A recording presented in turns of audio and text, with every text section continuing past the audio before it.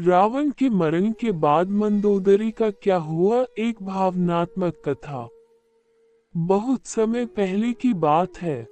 राम और रावण के बीच हुए भयानक युद्ध में रावण का वध भगवान श्री राम ने किया।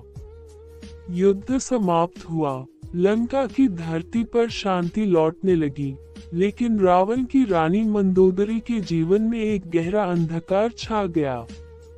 मंदोदरी एक बुद्धिमती, धर्मपरायण और वीर नारी थी। उसने रावण को कई बार समझाने की कोशिश की थी कि वह सीता माता को लौटा दे और भगवान राम से क्षमा मांगे, पर रावण अपने अहंकार में अंधा हो गया था। जब रावण मारा गया, तो मंदोदरी का हृदय टूट गया। उसने अश्रुपूरित नेत्रों से अपने पति का अंतिम दर्शन किया। वह जानती थी कि यह सब रावण के अधर्म का फल था। फिर भी एक पत्नी के रूप में उसने उसका अंतिम संस्कार पूरे विधि विधान से करवाया। रावण की मृत्यु के बाद मंदोदरी का जीवन, राज्य का दायित्व। रावण की मृत्यु के बाद विभीषण को लंका का राजा बनाया गया।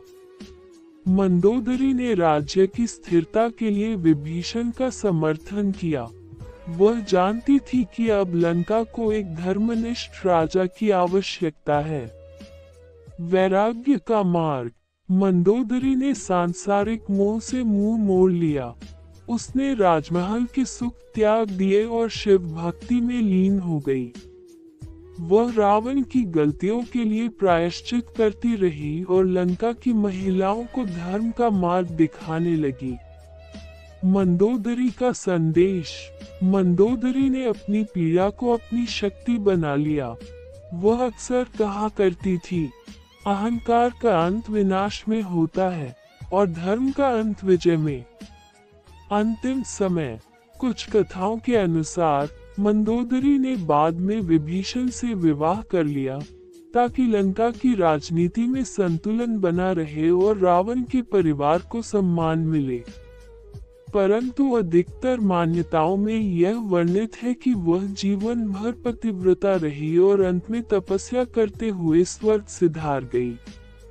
मंदोदरी की कथा हमें सिखाती है कि एक सच्ची नारी अपने धर्म, कर्तव्य और सत्य के मार्ग पर चलकर सबसे कठिन समय को भी सहन कर सकती है।